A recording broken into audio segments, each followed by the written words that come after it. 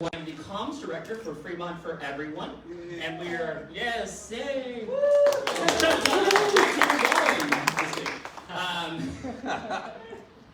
We are so glad that people were able to make it out today. This is such a big, important topic for everybody, not just Fremont, and we are so happy and we're so glad that we have Alex here with us today to talk about his bill. We're very excited for you to see it. But before I get to that, let me just point out some of the electeds here in the room. We, of course, have Assemblymember Alex Lee. And then from Fremont, we have one of the city council reps, Raj Salwan. Stand up. Fremont Unified School District, we have Diane Jones. For Newark, we have the Vice Mayor, Susie Colazzo. We have Robert Jung. Over there. MUSD. And we have Jariah Hogg. Very awesome. We appreciate the travels. And then we have Matt Jorgen somewhere. We're in New York City Council. Yeah, double duty. Yeah, we have to go. Well, like I said, it's so great to see everyone out here. We've been stuck in our homes for a while, so it's nice to get this community. So many people are so excited to learn and be invested in their community. And so, without further ado, let's bring up Alex. He's going to bring our presentation. Thank you. Do I use? Yeah, you might need that, huh?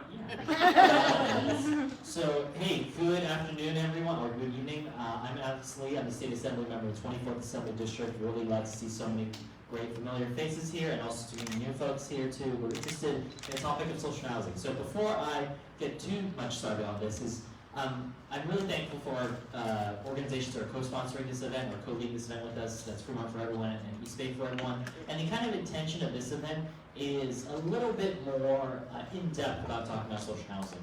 So in my usual kind of town halls and district events I do to talk about social housing, I kind of do a very, very high level, very conceptual talk about social housing, but this is a little deeper into it because I know folks in here are very vested in solving the housing crisis and are familiar with a lot of these things. Our partner organizations are going to talk about also the work they do today, just after me. But today is a little bit deeper, so, but if you do have questions at the end, we have those note cards and stuff like that. Feel free, please, to come and ask, because I will dive into a little deeper than usual on certain topics and ideas and concepts, but that's the idea. So, what we're talking about today is social housing. And raise your hand if you haven't heard about social housing before. See, everyone else is here already a pro. Already a pro. But, you know, since I got to the state assembly, social housing was one of my first and top priorities, to make sure that we can achieve what our developed peers in Europe and Asia already have done for almost over 100 years. And what is social housing? Social housing, simply put, is a way we can provide housing as a human right. Not for profit, not for money, but to do it as a human right, just like a public service that we do for everything else. This picture here, you see right now, while quite utopian looking, is a very average design concept for Singapore. This is it was actually the day I introduced the first social housing bill, AB 2053 in 2021. They launched their newest project out in Singapore. So what you see here is social housing that is publicly backed and supported housing development that's mixed income, and they have their rail station and everything. And in fact, I'm taking a contingent of state legislators from different states, including California. We're going to go to Singapore this September, and we're going to talk to the housing ministry and folks, and I'll allude a little bit more as to Singapore's market. But social housing is one of those fundamental tools that we are missing. And social housing around the world. So I talked about Singapore for a second. 80% of their residents in their city, state, country live in social housing. Is there a power on this thing? Oh, it does. 80% of people live in social housing. That is a population of 5 million people, roughly the square footage of perhaps half the Bay Area, I think. But it is a city-state, modern city-state of its own. Singapore, I'll say this in a second, and then Vienna in Austria, which has had social housing since 1919, 1922, sorry, 1922, 62% of their residents live in social housing, and 75% of all their residents qualify for social housing. And we recently also did delegation trips, 2 of them, to Austria and Vienna, and we were able to meet all their housing ministers and their folks there too, and some of their politicians as well. And the funny thing, this little anecdote I was like to share from Vienna, is that here in America, we're very used to very long, arduous wait times for affordable housing. In Vienna, and I'm not kidding you, I was talking to the department, they're very ashamed. We asked them, how long does it take someone to get off the wait list and get to housing? They said, now it could be like 2 weeks up to a year. And that was really bad for them. They did not like that. You know, they're going through their own housing crisis of their own sort in Europe, but it's very different. But why I put these 2 examples is because in Europe, Vienna is the gold standard of social housing in Europe. Singapore is the Asian gold standard. But what these 2 have in common is, or what these 2 are contrasting to is, Vienna infamously has a very lefty political tradition. The city is still governed by the Austrian Socialist Party. The Austrian Socialist Party was also backed 100 years ago after World War I, was the inventor of a lot of their social programs, including social housing. Singapore consistently ranks #1 on, say, the World Heritage Foundation's Economic Freedom Index. They are one of the most capitalist societies you could ever ask for. They rank far above the United States. It's actually Singapore and Hong Kong are #1 and #2. They always rank really up there. What they have in common is they have embarked on public infrastructure with housing, and that's a really important aspect to their programs. But both of them also recognize that as many people as possible should be able to access these services. That's what I say about for now for Vienna and Singapore. And also, we have examples about social housing catching on in the United States. So we are not the only state to even embark on this journey of social housing. In fact, Maryland and Montgomery County, they are actually the only jurisdiction right now to engage in social housing. They already have about 800 units in existence and 200 units in existence, 1,000 more in the pipeline to be developed in this model. Very excitingly is that in February 2023, this year, Seattle passed yes on I-135. I know it sounds like an interstate, but it's a ballot measure.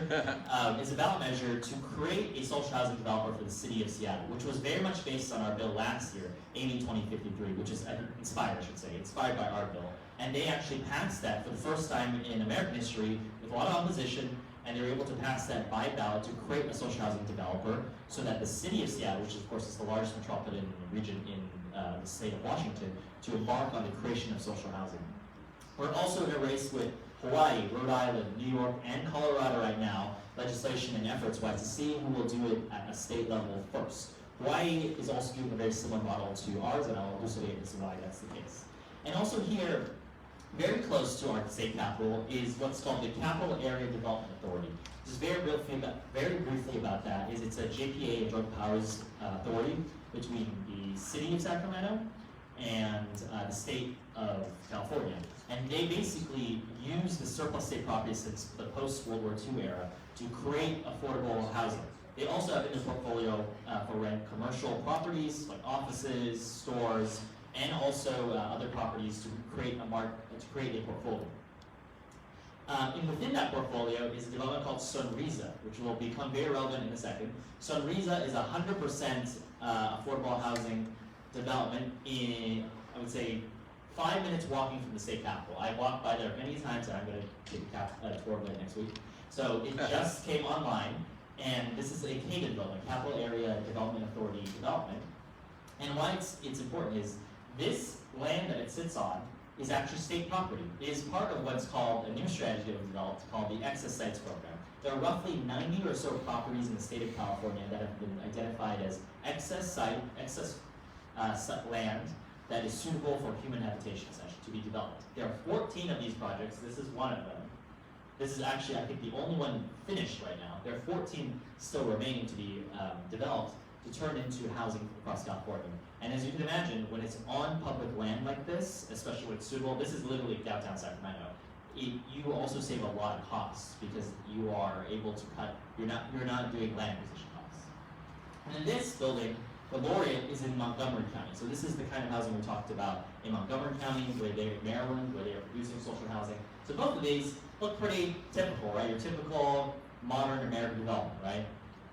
And then these two examples, while a little out of the ordinary, this is Alt Urla, a very tall building in Austria. This is all social housing as well. It's designed, I would say, quite atypically of the Austrian style, but it is demonstrating that. And then this is, of course, the pinnacle at Duxton.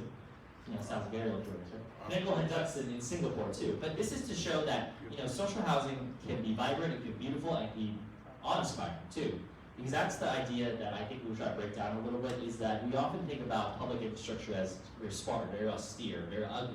But the fact that people live with pride in these great areas, and these are wonders and landmarks in our own cities. So I'll talk a little about that, but here's some really important principles of social housing, and this is also relevant if you're embarking on a social housing program, municipal in your local city or county, or even sometimes school board. Is think about that. One very important principle of social housing is it's for everyone. A key concept is that it is mixed income housing as much as possible, especially on the portfolio level or on the project basis, so that people from all walks of life can live to one another. It's a great socioeconomic reason for people of all walks of life to live next to one another. Famously, in Vienna, they talk about how people, rock stars, people of welfare, and politicians can all live in the same building and not know one another's status, because they all live, are neighbors with one another. And something very American equal about that, right? But also, at the same time, there is something very valuable financially about that. When you have people from different socioeconomic statuses living with one another, you also have what's called cross-subsidization. So very often times in housing politics, we advocate for inclusionary zoning, making sure that a for-profit market development has, say, 10% of their units, 20% of their units available for low-income folks.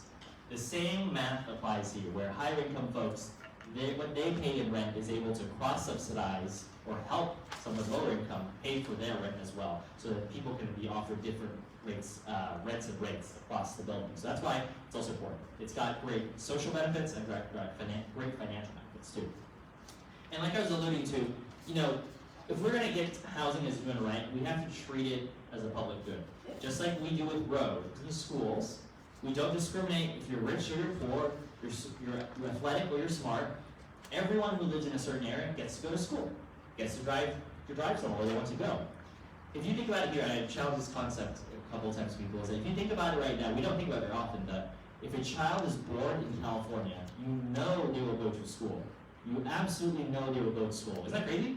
But if you're born in this country, you do not know if you'll ever have a roof over your head. That is an unknown. But because it's not in our Constitution, it's not in the state Constitution or the United States Constitution, but we know as a social norm that we expect our children to be educated. Now, of course, you have options, right? You can go to private school, charter school, or many people go to public school. But you have options, and it is a guarantee. It's a part of the social contract, just like a road. Many people don't ever have to worry, is my house going to connect to my neighbor who is 1,000 miles away, basically? Oh, it's connected, because we have done so. And it doesn't discriminate based on user. And that is one of those core principles, universal principles, that has allowed social housing to be so successful in other places. Because they did not say, these class of people are more deserving of housing than other people, or these people should not be deserving of housing for whatever reason. Okay, so I'm going to explain just a little bit about AB 309. So AB 309 is the bill in print today. That is the Social Housing Act, and it is the first foundational step towards achieving social housing in California. I'll highlight 3 different points. It builds upon the excess sites we talked about, which is about 90 suitable, developable parcels of land in the state of California. And currently, the 14 properties work on either an arrangement where perhaps sometimes we give the land to someone else, or we do what's commonly a land lease. So the land itself, the land that the building is on, remains in control of the state of California, but the structure itself often is private. That is actually one of the strategies that the Austrians are employing and doing now. They also, of course, have their own strategy where they own and operate everything all together, but they also work with their private partners in that sense too, to do ground leases. So this is actually getting us into the role of land banking. And you can imagine how powerful that is. When a parcel of land that's really valuable to be developed, especially because of our urban places, first of all, you get the land pretty cheap, so you're already already ahead when it comes to the finances. It's not subject to local rules, so if you feel that it is burdensome to have parking minimums or something like that, it is not subject to that. Obviously, in reality, the developers often negotiate with the local jurisdictions, but they're not forced to do things they don't want to do too. It's very lucrative. An example of this, actually, which is not within the 16 awarded project, or it would be the 17th, I don't think it's technically done yet, but is the Outpost building in downtown San Jose. So that office building has been vacated, it's a state office building, and it's right next to San Jose State University in downtown. That is going to turn into like 15 plus stories of affordable housing, multifamily faculty housing, and that is built on state land. It's one of the rare cases in which we are giving our state land to another technically state entity to do so, but the CSU, San Jose State, decided to be their own developer. It's a very unusual case. More usually, actually, there is a development down in San Diego, very similar to it. They're going to build skyscrapers too, but I think that one went to a private awardee. But the San Jose one would fundamentally be a game changer for downtown San Jose, and it is a prime opportunity. Rather than the conventional method of just selling the land to a private developer, they own the land, they own the profits, they own everything. But if you're in the land leasing business, you're able to also then be picky about who builds on your land. And that's kind of part of the power of doing that. And so right now, 8309 sets us up to be the first step, a demonstration project. We have, through compromise, said that we're going to do 3 projects, 3 parcels. So 3 of the parcels that are already state land will be developed. Informally speaking, we have said that we probably want some diversity in that, and diversity in geography, diversity in types of places they want to be. We've talked about maybe a more rural setting, a more metropolitan setting. Personally, of course, I want one to be in the Bay Area, and we'll see how that shakes out with the operations. But basically what we're doing is empowering our state to operate as a land bank, much like the Viennese do right now, and use the power of owning these parcels, rather than just selling them off for money, is to use them to really influence what buildings get built on them. And my hope is one day is that that model can scale up. Because I know for a fact there are cities, school districts, counties out there that have lots of parcels out there, and you don't want to bother going through the financing and doing all these things to do development, because it's hard, frankly. Land development program is hard, and hopefully we'll join the program one day and join in this program of land bank, because then we'll have expertise. That's the hope. And when I talked a little bit about the cross-subsidization aspect of it. So current model of affordable housing relies on external inputs, basically. That's part of the danger of the, yes, it's looking at some of the dangers of the current model, is that they will always expire, their covenants are 30 to 55 years, and it could always be converted to market rate. That's why we have a lot of fights locally about this affordable housing, we need to go save, we need to preserve it, but that requires external inputs. When you have cross-subsidization, think about it as in the ecosystem of one community is self-sustaining constantly. You don't need to go beg the federal government or the state government, which might be more hostile to public development in the future, for money. It's a critical tool in addressing our housing crisis, and we also know for sure that the land upon which the homes are built are permanently owned by people. So part of the really important thing to think about is if you're developing a program of social housing, which South San Francisco is also doing for themselves, and cities like Berkeley are exploring, is that these are kind of the 3 things you got to think about as principles, I'd say. That there are publicly owned mixed income homes for all. In this case, the land on which the structure is publicly owned, so there's public ownership component to it. Strong tenant protections and meaningful residence governance is very important as well, and it's never for profit. We make sure, very importantly, that the land cannot be sold off to speculators, and there's many programs out there too that we don't want this to be gamed out and cannibalized by the private market. And so that's why we talk a lot about revenue neutral or cost rent model. So revenue neutrality is the idea that the revenue that the portfolio of properties develops can pay for itself in the long run. In the long run, it doesn't always mean that one project has to pay for itself all the way, but like we talked about Sunrisa in the CADA development in Sacramento, CADA itself right now is revenue positive, but yet they still generate and create 100% affordable housing. That's because of the mixture of the portfolio. That can change over time, obviously, because their portfolio can change, but right now they're positive. Most of the time they're neutral, because they're able to leverage the financing from the rest of the portfolio. So if you think about on a portfolio level, and that's why revenue neutrality is important, and this is what the Singaporeans and Austrians all do, is that if you're able to generate social revenue from other places, so say you have publicly owned land as offices, you're generating rents from those private businesses. You're using those rents to then pay for affordable housing on the other side, and that's what they're doing. So this year in this budget process, and I sit on the relevant budget stuff for this, we allocated $4.5 million over 3 years to continue work on the exercise program. The exercise program is relatively new, and I would say it's only been since this governor took office. So it's been a relatively new program that we're trying to beef up. And of course, as we all know, we can be doing a lot more. If you just simply look at this very simple graph, we do very good with above moderate income housing, or oftentimes we call that market rate housing, but we do very, very poorly on moderate income housing. And in our counties, if you're a family of 4 and you're making about 100 grand as a family of 4, you still are poor. Statistically speaking, you are poor in this county. The same with my home county too.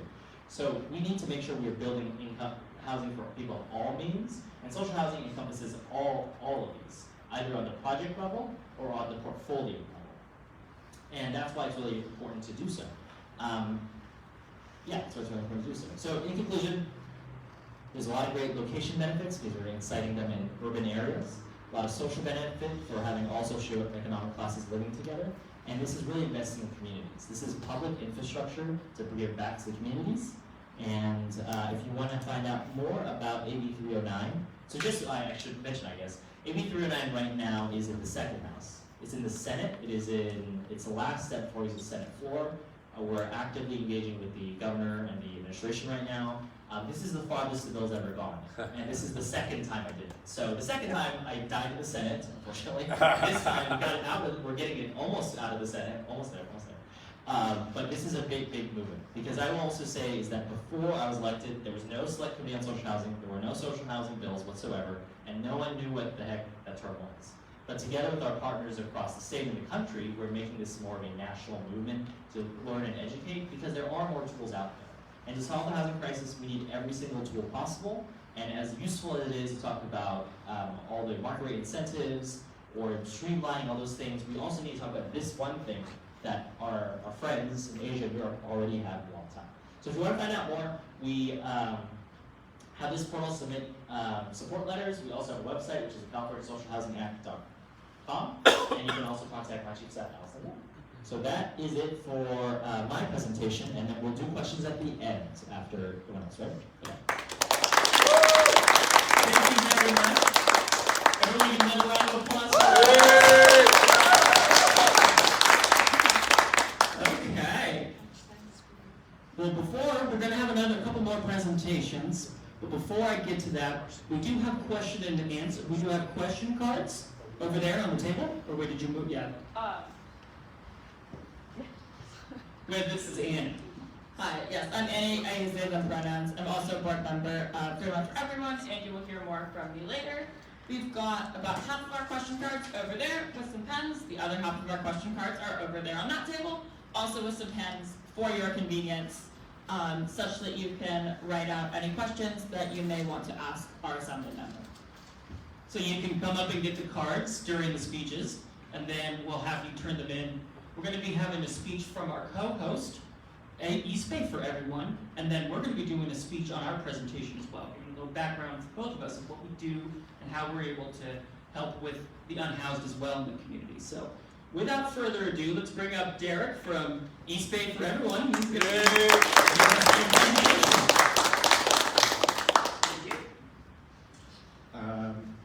Hi, Derek St. John. I use he, him pronouns. Thank you. And so first I just want to thank Assemblymember Alex Lee for hosting us, Pretty Much for Everyone for doing all the work to put this event together. East Bay for Everyone, we are a membership organization. We're dedicated to building just cities through land use, transit, and housing policy. So that doesn't just mean zoning, it doesn't just mean tenant protections, it doesn't just mean bike lanes, it means everything. That's how we have to build our cities with everything in mind to make them livable for everybody. So it's just about us. We started in 2015 in a Berkeley coffee shop. My friend Ian back there was there. I wasn't, but that's how we started. We were motivated not by some abstract principle of housing the human right, although we definitely get there. But we had high housing costs. Our rent was too high. people couldn't afford a down payment. The options were bad when you could afford it, right? And so we were motivated by how we were impacted by the housing crisis. So we have people in the membership, in our org that are from West Oakland. We have people who are in Richmond. We have people in Fremont. We have people in Concord. It's all over the East Bay, Alameda, and Contra Costa County.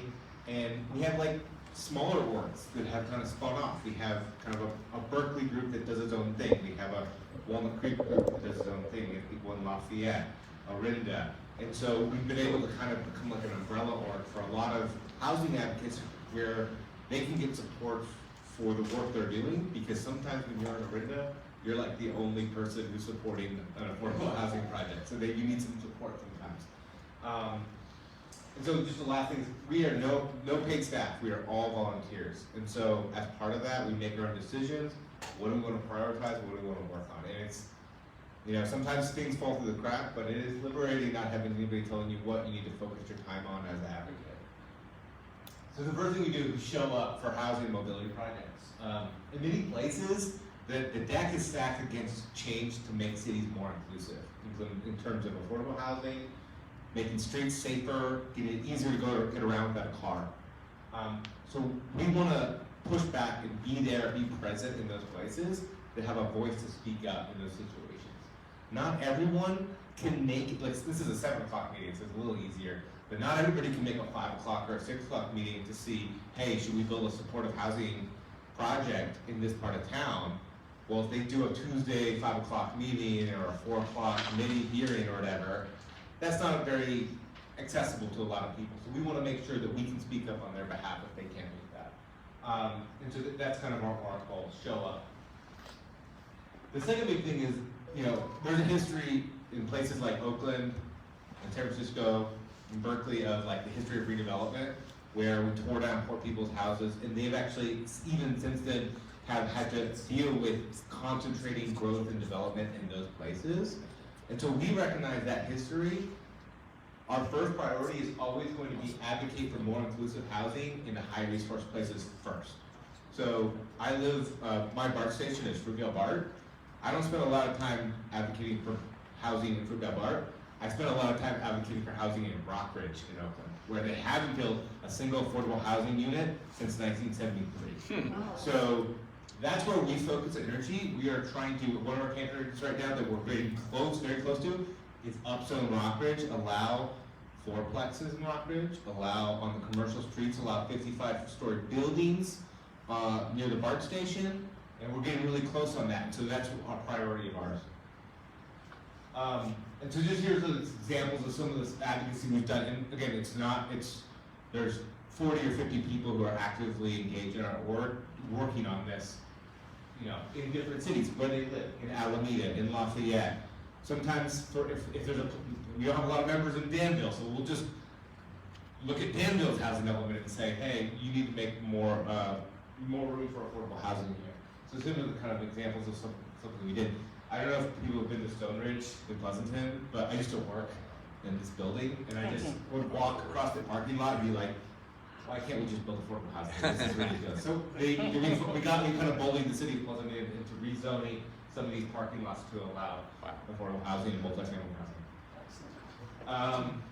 But the thing is though, it's really hard to just do project by project advocacy, to just show up, if you've ever had to show up for a supportive housing project and have a lot of people who are really upset and angry about the potential change in their neighborhood. Sometimes you just gotta get upstream of that, and you need legislation, either at the local level or the state level. So we also support that higher level legislation that makes those kind of programmatic or structural changes to make it easier to build the housing and the infrastructure that we need. And so that could be something like white paper that our org wrote that helps inform Assemblymember Lee's social housing bill, AB 309. Advocacy we've done around single stair reform to allow more multi-family housing with family-sized units and better quality housing, AB 835. And then we've been pushing, as I said, Berkeley and Oakland missing middle housing to allow 2 to 4 units or townhomes or different types of small, gentle density. And so that's the type of work we also do. It's not just sort of a project, we're trying to make that big structural reform to how we plan our cities. And then these are some of the things that we've supported where we haven't been leaders on. But we recognize we don't always have to be the leaders, we don't have to be the sponsors on stuff. Sometimes it's just supporting other people's good work because, you know, just go back here. There are a bunch of orgs that aren't us that supported us on this. Same thing, there's a bunch of orgs that supported us on this. So you need to build coalitions, so you need to show up to other people's priorities. So we showed up to streamline affordable housing, mixed income housing, show up for rent cap and just cause eviction protections, AB 1402, which have been critical for giving stability to tenants. And then some of these other, we did a lot of signature gatherings for Prop 15 in 2020 and 2019. So doing other stuff, supporting other people's work. And then the last thing, not the last thing, but really critical to this is none of the steps 1, 2, 3 can happen unless we have elected officials like Assemblymember Lee and some of the folks here who are supportive of inclusive cities and inclusive policy. So we figure out who we like. We have happy hours. We have candidate forums. We identify, interview, talk to them about. I mean, one of the things that we did a couple of years ago is we said we want to do social housing. So when Buffy Wicks was running for our assembly seat, we asked who here of the people who are running supports mixed income social housing, and Buffy Wicks was one of the persons who said yes. And so that, along with a bunch of other stuff, earned her vote. But that's the type of stuff we do. Is we do these questionnaires to figure out, get them on the record. Do they support this? Do they support streamlining and funding for homeless housing? That's the type of work that we do. And then the last thing on this is, there are some political boards, I'm sure people who do local politics are familiar, where they endorse in every single race, which can be useful sometimes, right? I don't know school board as well, unfortunately. But when we make selections, we try to we're gonna be text banking for people. We're gonna go knock on doors. We're gonna really try to throw down as much as we can. And then, so we also try to do kind of, COVID's been difficult, but we've been trying to get more into in-person events. This is learning about the history of Prop 13 walking tour that we did. There's my son, George. He's asleep right there. He really enjoyed my speech. And then we do happy hours. And then this Sunday, actually, we're doing a tour of Alameda Point, which has got some really great infill housing, some amazing parks, separated bike lane infrastructure, got the ferry connection. But it's a cool thing, it's a public-led development. The city of Alameda is leading, they're the master developer, and they're in control of everything, and the results have been really good. We're gonna do a bike ride, Fruitvale Bar, 10 a.m. if you wanna come. It's a lot of fun. We'll get beer and a cheeseburger afterwards for folks. And then we have monthly meetings on Zoom. Our monthly meetings last night, we had folks from the Bay Area Housing Finance Agency. They're putting potentially a $10 billion regional housing bond for low-income housing. Hopefully on the ballot in 2024, so we heard about their campaign, all the work they're doing, trying to get ACA 1, which would lower the electoral threshold from 66 to 65% for affordable housing, get that on the ballot at the same time. So just a lot of work. So that's us, and I just wanted to thank everyone for listening, and thanks so much. Thank you so much, Derek. That was a fantastic presentation. I personally love the fact that you're able to get some housing in the Stonebridge shopping mall. I know that place feels like it's walking through a desert sometimes. It's so massive. Especially when you're stuck at the end, you have to walk all the way up. Horrible. All right, well now it's our turn. Fremont for everyone. We're gonna give you a little background on what we do and how we got started. And to do that, we've got David Boncorsi. Come on up, David. Thank you. I'm so happy to see so many faces here that I don't know. So thank you, Assemblymember Lee, and social media for your IG, bringing people from around the community. Thank you, Derek, for your co-sponsoring this event with us for Fremont for Everyone. We started it in a slightly different way. It wasn't so much driven by a particular rent issue. It was really an organic response by our community in response to a lot of opposition that formed over something called the Housing Navigation Center. And we've heard about them in San Francisco and in some other communities, but in Fremont, it became really a contentious issue where the Housing Navigation Center, which is now at City Hall in downtown Fremont, does house about 45 previously unhoused persons, providing supportive services to allow them to transition into permanent housing and jobs, and provides benefits. But in 2019, right before COVID hit, there was a search that was done by the city to select them on various sites. And so whether there was a site in North Fremont, you had a North Fremont organization that was opposed to it there, whether it was somewhere else in Fremont, you had organizations opposed in that community, and there was a contingent that was opposed to it anywhere. So people just came together and saying, we want a housing navigation center in Fremont. We want to stand up and say that we are a community for everyone. And it was really organic. We were wearing, there was people that had colored shirts for various opposition groups. We distinguished ourselves by wearing white shirts, and this is where I first met Alex Lee, actually. He came to the council meeting that actually ended up approving the HNC unanimously and having the selection. Thank you, Councilmember Solomon, as among the people that supported it and stood up for us. And then we evolved and became Fremont for Everyone, and we took on a larger mission, and this is our mission statement, and it advocates for inclusive, affordable housing for our residents and ensures Fremont is welcoming of new neighbors while remaining a wonderful community for living closer to work, raising a family, and aging in place, a home for everyone. So what other issues have we taken up? One that's very important is safe parking. We have a tremendous displacement of people that can no longer afford the rents or have been displaced through foreclosure or other reasons and are living in RVs. And now with the ending of the ordinance in Alameda County that was lifted on April 29th, I am really concerned there's going to be further displacement. The Alameda County moratorium prevented landlords from evicting tenants, frankly, for any reason, for non-payment of rent. Original genesis was for COVID-related reasons, but it expanded to basically preclude any across-the-board evictions. So we may begin seeing that kind of dislocation. And what safe parking has done, and Fremont has taken the first step, is working with nonprofits and religious organizations to allow some vehicles with unhoused people to stay overnight in a safe location. That's step one, and we're pushing for step two and step three, which is to provide supportive housing, supportive services where people are, and eventually to create an area in Fremont, whether leased or public lands, to have a more permanent location for people to be safe at night. The other issue that we've taken up recently is Project Home Key.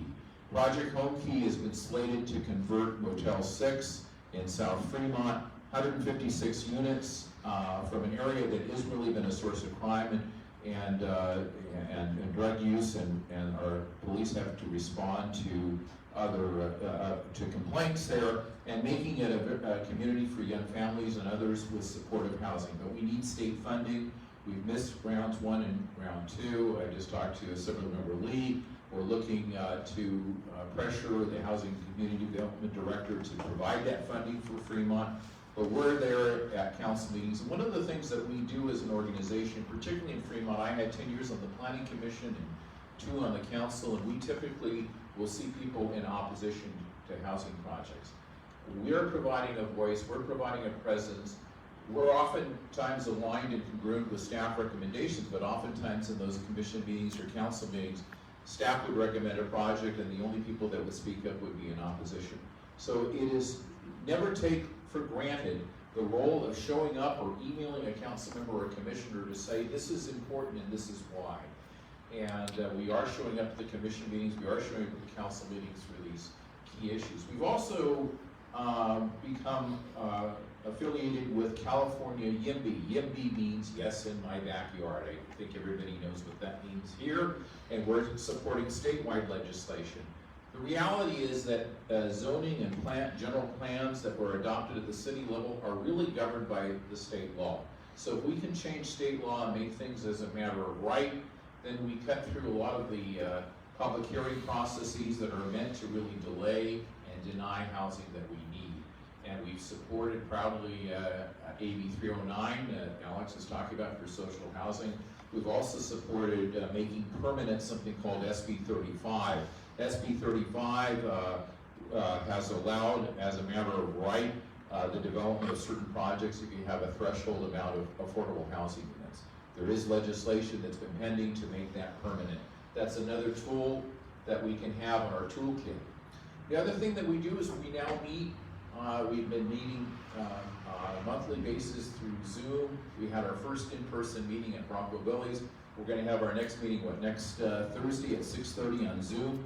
Our website, I don't think it's here, but it's very easy to find us. It's fremontforeveryone.com. Please join us, become a member, follow what we're doing. Even if you're in Union City or certainly in Newark or in the surrounding areas, we want your support. The other thing that is important in what we do is that we share ideas, that we learn from each other, and there is a real learning curve that we all need to go through to understand. I think what Alex was doing here tonight was showing the amount of thought that went in, learning about thought leaders in Singapore and in Austria, and how we can, in Montgomery County in Maryland, and how we can bring innovative ideas to California and to our local jurisdictions. And one of the things that's just fascinating is I just was reading Lisa Danz's on our leadership team, and let me just introduce our leadership team. We have Lisa Danz, stand up. Jenna Doherty. Bob Brunton. Annie Karuga. And we also have Catherine Ruby and Vanita Verma that are not here this evening. They may be here remotely, but they're part of our leadership team. And Aaron Eckhouse, who's our ex-official member, who's representative of California YIMBY. That's our leadership team. We help organize this, and we help organize the monthly meetings. But Lisa was sharing with me this interesting book called Arbitrary Lines by M. Nolan Gray. And so I think that one of the things we should challenge ourselves, Garrett, and our local Fremont for Everyone, is to develop a reading list and to share that. This is fascinating because zoning was not something that existed forever. It was developed in 1916. Where did it develop? It developed simultaneously in New York and the city of Berkeley. The city of Berkeley at the time was not the progressive beacon that we know of it today. The reason zoning was formed in Berkeley was to keep out the Chinese that were coming into the community, Chinese American. Why did they develop zoning in New York? Was to keep the Jews in the lower tenements of Manhattan and to keep them there. So zoning has been a tool of segregation and exclusion. So when we have issue and class segregation, and so when we have the issue of the missing middle and we have the lack of affordable housing, this is not an accident.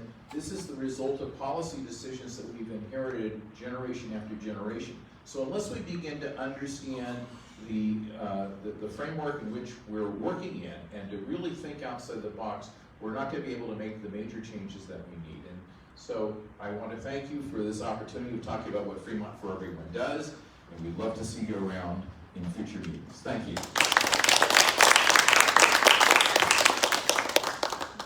Thank you very much, David. That was a fantastic speech.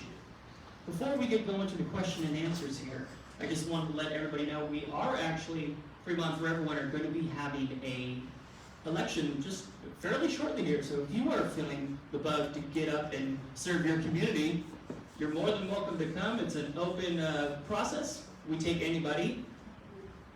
Yeah, we're gonna. Yeah, you can bring the chairs over here. Yeah.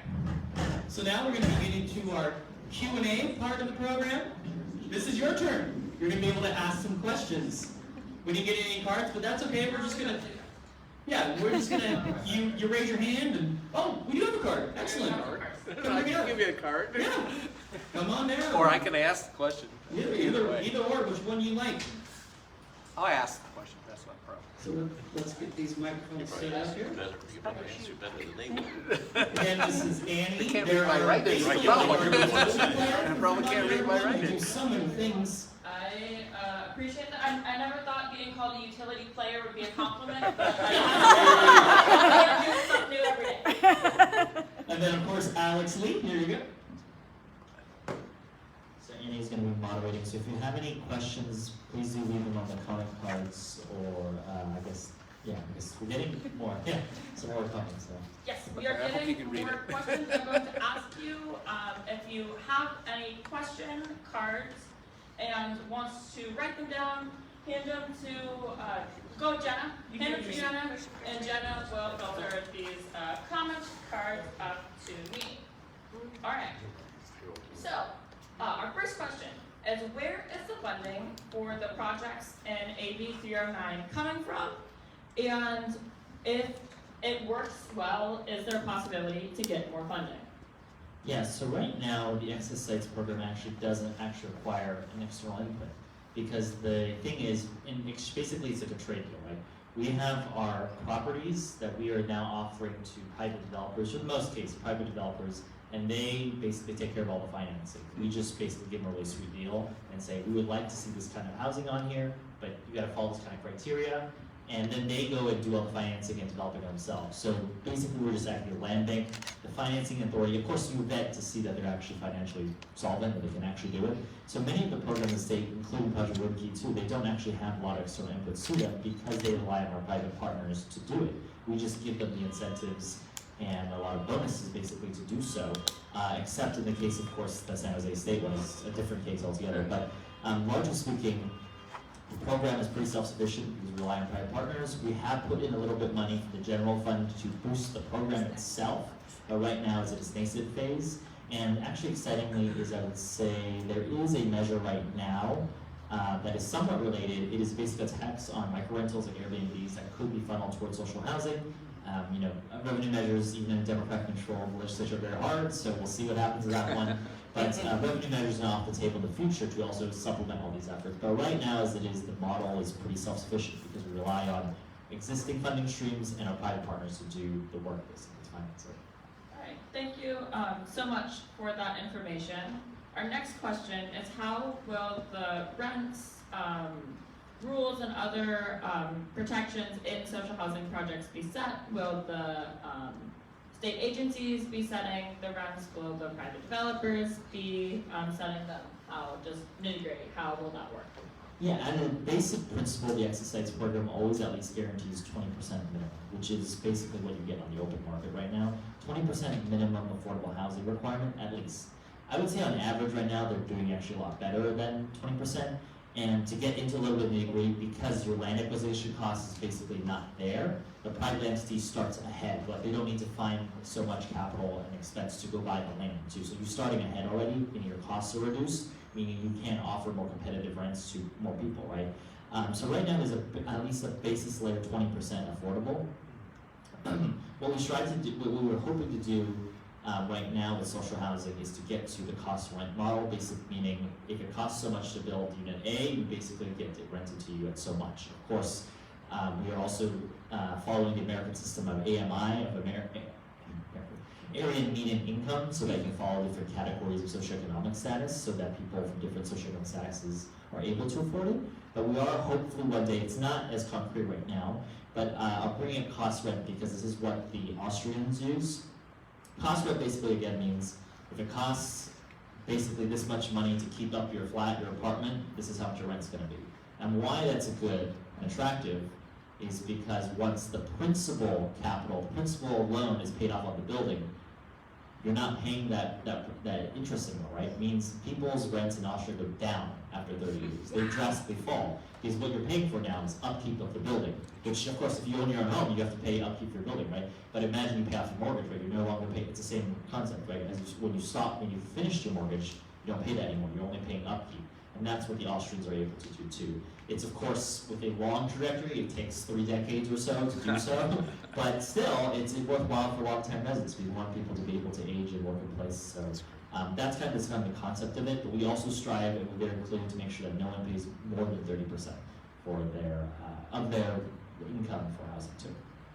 Got it. And just a follow-up, will those provisions be legislated? Are those in the bill, or are those going to be in follow-up clarification, pieces of legislation, etc.? Yeah, it's a combination of all these things. A lot of it is an existing law where we're taking and pulling from existing statutes that really enable this program to exist. it's kind of a quirk of a lot of different, the excess sites program itself lives not in statute, technically speaking. It's like an executive program that was created by executive order, basically.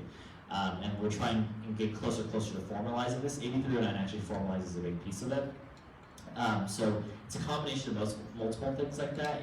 A lot of these aspects is in 309 and existing law, and other aspects will be, I think, further clarified as we put more money into the system too, hopefully. Got it.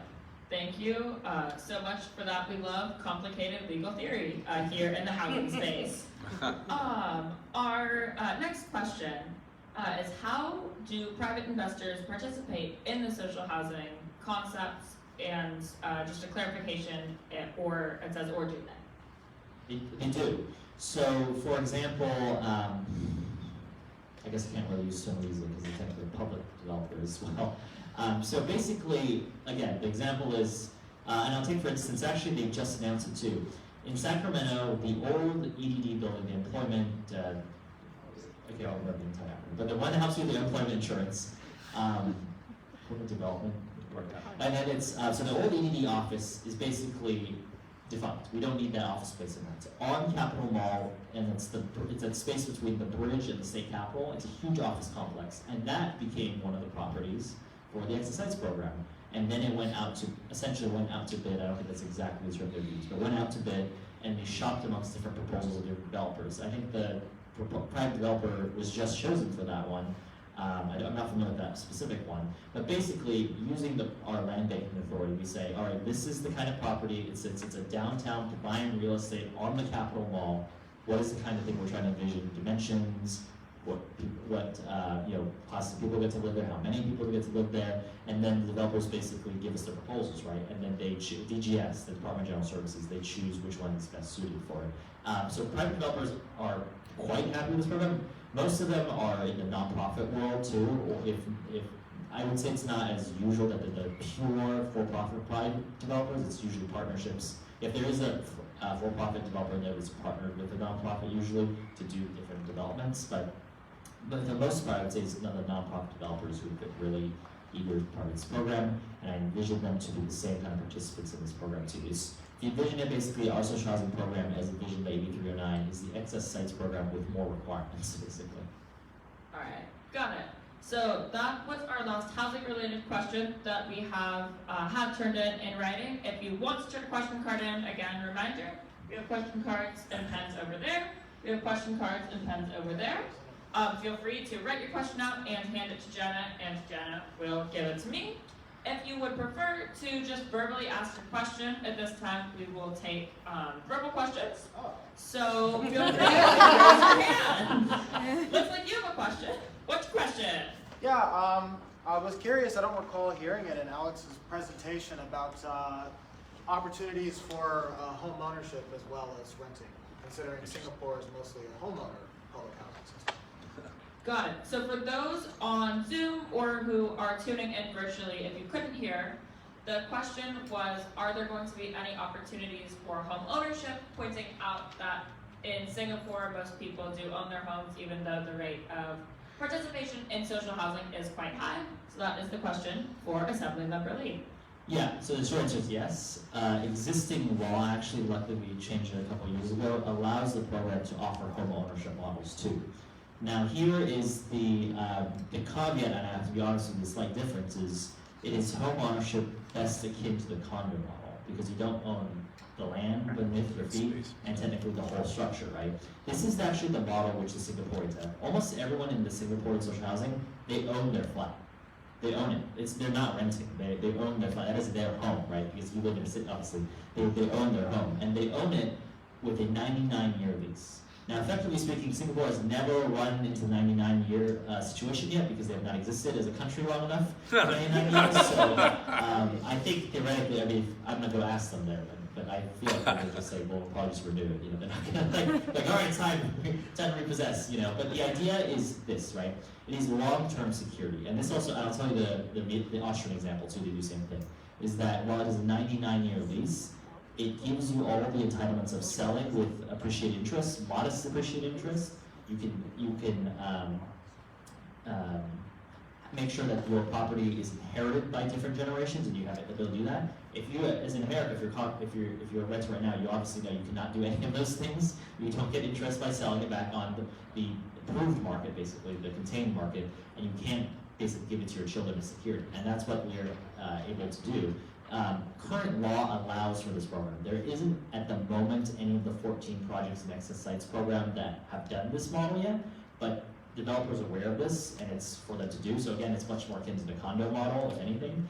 But again, it is also a ground lease, so it is within some limits, right? Like, normal typical American home ownership, you basically own everything under your house, everything above your house, but it's not quite the same in this, so that's what I caveat. But the Austrians also do a similar model too, where they do ground leases, and they also do the right to buy model, which is something that is also not explicit in any legislation we do, is possible.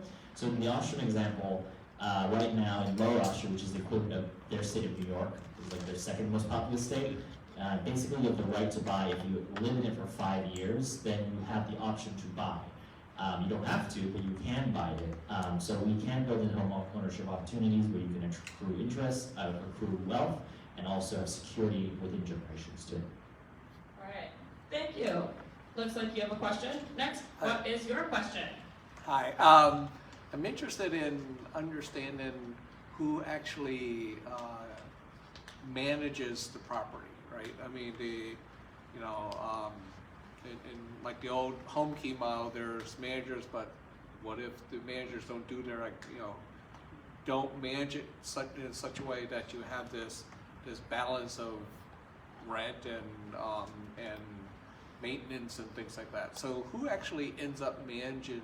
Because the developer more than likely is going to say, "I'm developing, I'm out of here once I'm done."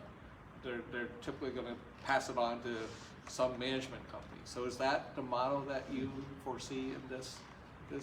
I think the typical model we're going to see is that, of course, there's going to be a private developer, and usually they hand off the role of the property management aspect to probably a nonprofit, especially if you're dealing with vulnerable populations, different demographics that need care.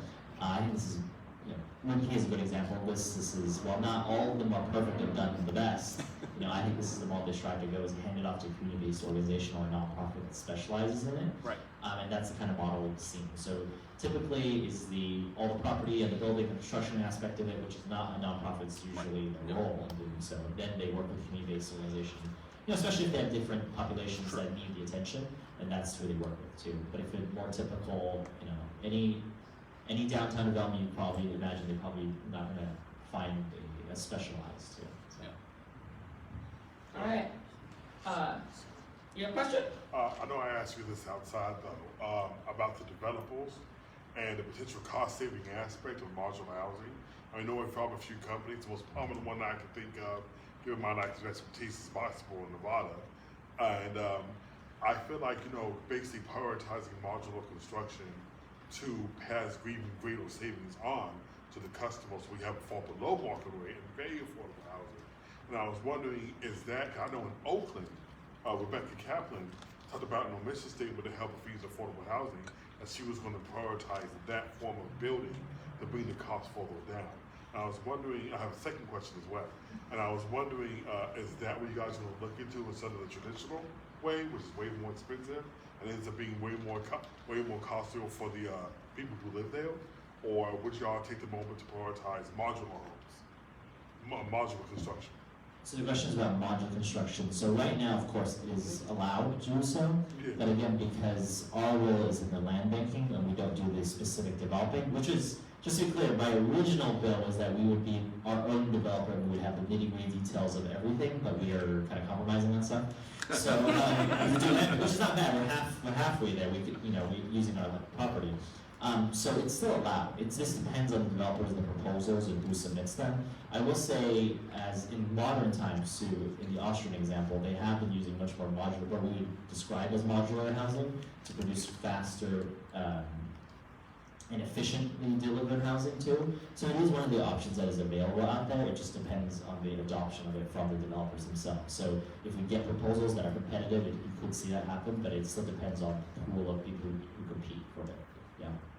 Second question. I know in Portland in the city of Berkeley, in Portland, Oregon, to reverse the impact of gentrification, allowing the black and brown residents who have been displaced, you know what I mean, forced access to these units. Is that something that can be done within the bill, or that's something more done on a local level? Because I would love to see something like that to reverse the impact of gentrification it's had on the community, especially communities of color that exist throughout the Bay Area. Is that something you guys have to consider in this bill? Yeah, luckily because we're working with state properties right now, we don't have the risk of displacement. Yeah. Because no one lives on those properties anymore. These are warehouses, offices, or places where of state employment basically. So there was no one previously living on these places, so we avoid that. So hopefully by having more housing opportunities in a place that doesn't have these anywhere before, we can make sure that people who are displaced are able to find more housing opportunities too. All right. Any other questions? Does not look like I have a question. I heard in your presentation that in certain instances, because they are state properties, some of the potentially restrictive local zoning, for example, parking zones, wouldn't necessarily apply. Could you explain why those laws of that those zoning wouldn't necessarily apply, such that more housing could be built on these sites and we could get more bang for our buck with some of these sites? Yeah, it's another fun legal theory. It's about It's it's like about layers of sovereignty. So fun fact is that in the United States, only 60% of land, physical land, is privately owned. Only 60%. When you think in America, you think, oh, all of it is. But the federal government actually owns close to 30 plus, and the states, plural, own 8% of all the land. But that's because they own the national forests, the parks, right, and all these places. And I'm reminded of this because there's this funny, actually I think one of the people in the evening room posted this joke about it because the BLM owns 25% of the land, or 10% of the land in the country, and it's like how progressive we become. No, that's a Bureau of Land Management. A lot of forests. But the funny thing is, this is relevant why we bring it up, is because Bureau of Land Management owns a lot of basically forests and rural land, right? But oftentimes there are people that still live in these rural, much more Republican-leaning states. They have a contract basically with the federal government saying you can live on this land under our contract, but this land is federally owned. So I bring that up because it's layer sovereignty. So when the federal government owns land, they basically can call the shots. They can do whatever they want with it under the federal law, right? The state can't even interfere anymore at that point. When the state owns the land, that is then like basically you think about almost like a pyramid. The city then doesn't really have a lot of jurisdiction. In our bill, to be fair, we do build in some precautions for health and safety. If a city has such high objections to a place being developed at the risk of its future residents, they can object or they can file some motions to do so. But it's very restrictive and very narrow, and we're working on that piece too. But that's the layers of state sovereignty, right? So just because the Outpost building is surrounded physically by San Jose, it doesn't have to, legally speaking, in practice it often does, but legally speaking, it doesn't have to follow any of San Jose's rules. I mean, except for the federal, because there's airport going through there, it could, technically build as tall as it wanted to, but of course the airport, the airplanes coming through are a physical impediment, and it will say something. But, technically speaking, because it's state property, they can do anything. And you've seen this dilemma play out a lot, even in East Bay with UC Berkeley. UC Berkeley is state property, right? It's state land, state property. It aims to be a good neighbor and do these things, but you've seen these cases where people, because there's neighbors, who say that more students will be more noise, thus is noise pollution, thus CEQA. But, so they had to challenge them in state court. They couldn't just go to the planning commission and challenge them, right? So there was these instances. So in practice, look, people always have input on property that's next to them. This is America, after all. People always have input to do stuff in the courts. But in theory, they don't have to abide by every single restrictive measure, especially, and this is more especially relevant for cities that perhaps are more punitive on development and stuff like that. So that's why it's a great opportunity. If there's a lot of barriers put in somewhere, they can basically directly say, we don't technically have to do all these things, but we want to be good neighbors and help you with something. But they have a lot of advantages, basically, in that sense. Yeah, that makes sense. All right, do we have any other questions? Lisa, do you have a question? This came up for me from a previous answer that you gave where you were talking about how the developers in a lot of cases are going to be nonprofit developers. And my limited understanding of nonprofits is that they often do rely on sort of continuous funding streams from their various donors. Is your expectation that because this model is meant to be self-sustaining, I guess you said there is going to be like initial funding. I guess I'm curious, like, do the nonprofit donors end up funding social housing in California? Where does that money go? Alright, so for everybody virtually, I forgot I hadn't done this for the last few questions. If you could not hear the question, one of our audience members pointed out that a lot of the time nonprofits get funding from donors, and nonprofits might be involved in a lot of social housing development, asking for some clarification about the funding streams, and if maybe technically inadvertently some of the nonprofit donors will end up funding social housing in California. Yeah, so revenue neutrality is a concept we talk about broadly in the large sense and long-term sense. So on the individual, and this is to be played out right now, and we're going to demonstrate this principle, is in reality what we're going to push for is mixed income housing as much as possible, using the revenue neutrality of a cross-subsidization model as much as possible. How that will play out because we're using private partners vary probably, right? Because probably speaking is the social housing development they do probably won't be the only housing development they have in their own private portfolio, right? So we really want to push mixed income as much as possible. Revenue neutrality becomes really important because it's the principle we want to employ perhaps in the future, because the bill still allows this for us to have the California social housing developer in the future itself. And it will be governed in this way, in the sense that their portfolio will be revenue neutral at the least, right? Every private developer is at least revenue neutral, or else they would already be bankrupt. So that's just the reality, is they would already be bankrupt. So they can, of course, compete for LIHTC, for different sources of funding and all these things that happen out there. But we're trying to push them to be more mixed income, and I think that's part of the demonstration question, is how will they be able to do this revenue neutrality aspect of it, and how will it play out, because of course we're dealing with private actors, right? All right. Any other questions from our audience?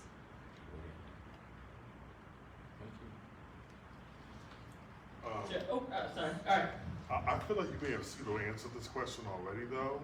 But as far as, like I said, I said this before when I came in, that very conservative communities like Fremont and San Mateo are often very big NIMBY communities, and Rockbridge neighborhood as well, in Oakland. And how you guys, for the acquisition of land, to make sure to clarify for the audience, for people watching on Zoom or YouTube, how do y'all plan on dealing with that? I mean, as far as an acquisition of land and resources to build socialized housing, dealing with basically confrontation from those groups. All right. Yeah. For all of those tuning in virtually, the question is, when considering social housing and developing social housing, how do you plan to deal with the NIMBYism present in many of our communities, not only in this region, but I'm sure across the state too? Yeah, do we think Fremont's an NIMBY town? Remember, you're being recorded. I don't think so anymore. I think Fremont is changing that. I don't think so. Hopefully. I'd say it's a great question, because it's a matter of demonstration, and that's what AB 309 is about. I think once we make this program very vital and successful, the concept itself is exciting to people. I think a lot of public entities, like say school districts, which unfortunately, as schools need to shut down or they have excess parcels, those could become, schools are situated in neighborhoods already, those could be eligible to be part of the excess sites or portfolio. And we have to do it right. That's why we're doing starting with the 3. We demonstrate that they're clean, they're beautiful, they're safe, and they look just like every other development everyone builds. So there's nothing exciting, nothing horrible about them. But I think it's important to do it, to demonstrate it. Luckily speaking, I think if we just strictly worked on our own state excess properties, then hopefully one day extra public properties or other deals we could make, we might be in the business for a while without even having to acquire private land for a while, because part of this program of why it's also helpful is because we don't spend a lot of money on land acquisition. We don't spend money on land acquisition, in fact. That's a huge key of it, right? I mean, some of the most expensive part of development is buying land, especially in the Bay Area. So you start with an innate built-in advantage. So even if we start with the public lands out there, between all the layers of government, I think we would be pretty good for a while. And then hopefully, right, if we get to the acquisition phase, it becomes so normal, so commonplace that it's not a big deal. I mean, there was a time not too long ago that public entities did buy a lot of land in our history, and they developed offices, developed schools, or whatever, right? I mean, it wasn't uncommon back then, and maybe we'll go back to that era. So, our last question. Yeah. All right. Go ahead. Yeah, sorry. So when it comes to public land, because all of them are owned by different districts and whatnot, does the Surplus Land Act give us the right to access even school districts, Caltrans, all that land, or is it only certain land? And if it's not the case, do we have to buy it from those districts, or can we? All right. So sorry. Go ahead. Sorry, no, go ahead. I'm done. For those tuning in virtually, the question is about the Surplus Land Act, asking if that act gives the right to access land owned by all sorts of districts, be it the school district or Caltrans, or if the Surplus Land Act only applies to land owned by certain entities. That's a great question, and for the purpose of the Excess Sites program right now, I would say no, but the big but is we could work out arrangements. I mean, if we have a living, of course, social housing developer entity in the future, they could work out agreements with other places that have the desire to build, say, teacher housing or something like that, but they don't want to go down the route of becoming a developer. If we work out a deal in which, so land trade, land gift, something like that, I think it could happen in the future once we demonstrate and do with all the state properties. But there is also possibility between two public entities buying them as well, right? I mean, I feel more comfortable personally because it's like we're trading my taxpayer dollars and other taxpayer entities. We go from your state tax dollars to your local school district tax dollars. It feels at least you're keeping your asset public too.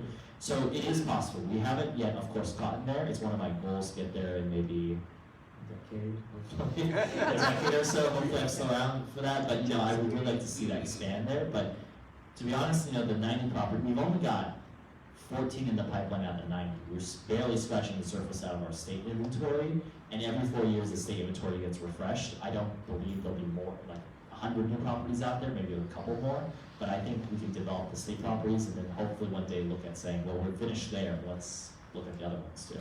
Right. All right. Thank you so much for all of your questions. It was great to hear